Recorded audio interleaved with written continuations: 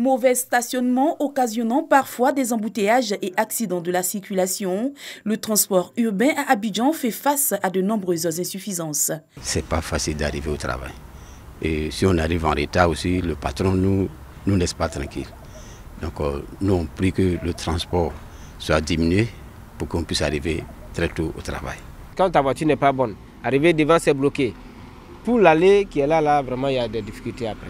Donc il faut trouver en tout cas des gens sur place pour pouvoir faire dégager ces véhicules-là. Il est difficile vraiment d'avoir un véhicule, surtout les heures de pointe. Surtout les heures de pointe, c'est difficile. Le transport aussi ne fait que augmenter. Et là, c'est vraiment difficile pour nous les jeunes. Pour améliorer la mobilité urbaine à Abidjan et ses périphéries, le gouvernement a créé en 2020 l'autorité de la mobilité urbaine dans le Grand Abidjan, AMUGA. L'état des lieux de la mobilité n'est pas reluisant.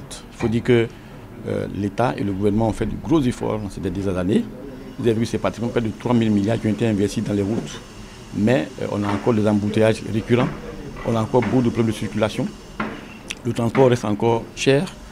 Et donc, toutes ces questions-là font qu'aujourd'hui, l'autorité de la mobilité du Grand Abidjan vient à point nommé pour essayer de solutionner, prendre en charge efficacement chaque pan, n'est-ce pas, de la mobilité.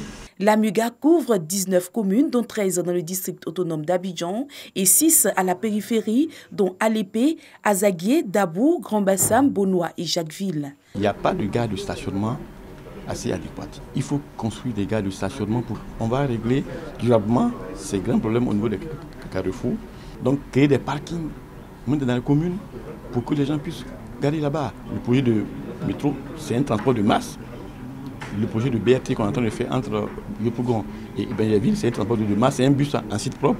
Il va avoir chaque minute, aux heures de pointe, pratiquement un bus par minute. Pour impacter positivement le paysage de la mobilité urbaine à Abidjan, dans une démarche de développement durable, l'AMUGA peut compter sur le gouvernement. Aujourd'hui, la population d'Abidjan est environ 6 millions d'habitants. Et quand vous regardez, il y a eu beaucoup d'efforts en termes d'aménagement des infrastructures. La population croissante, les besoins de déplacement sont énormes. Malheureusement, nous avons d'énormes difficultés de mobilité. Et cela joue considérablement sur la productivité. Le gouvernement aussi compte mettre tout l'appui nécessaire pour accompagner matériellement, financièrement et je dirais de façon réglementaire en termes de régulation cette nouvelle structure dans laquelle nous plaçons beaucoup d'espoir. Pour la réussite de cette mission, les membres du conseil stratégique de l'AMUGA se disent prêts.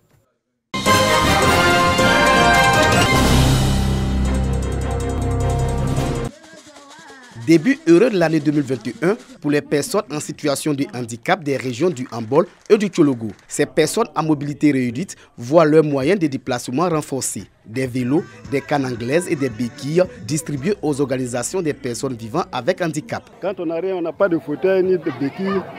Bon, en tout cas, c'est très difficile de se déplacer. Donc vraiment, je tiens à remercier le CIRAD. Tous ceux qui se déplacent aussi avec les cannes anglaises, ce n'est pas du tout évident. Donc, nous avons des cannes traditionnelles, donc confectionnées par les artisans. On se déplace avec ça. C'est une action du Cercle ivoirien de réflexion et d'action pour le développement CIRAD. Cette organisation non gouvernementale se veut le creuset de l'action humanitaire et sociale en Côte d'Ivoire. D'où le choix de cette frange de la population pour le lancement de ses activités au titre de l'année 2021. Une personne âgée qui a même coulé des larmes. Et beaucoup de gens ont coulé les larmes. Des gens qui n'ont plus leurs pieds. Nous avons pensé que cette frange de la population a besoin d'aide. Ces dons sont faits au cours de l'installation des coordinations régionales du CIRAD. Dans le handball, ma priorité sera axée sur les femmes et la jeunesse.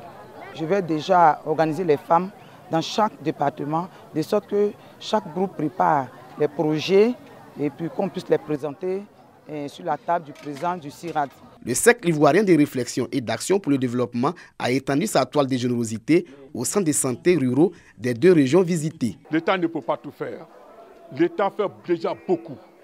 Mais pour ce qui concerne l'équipement au centre de santé, si nous avons des partenaires à l'extérieur qui peuvent nous apporter de l'aide, pourquoi ne pas le faire ?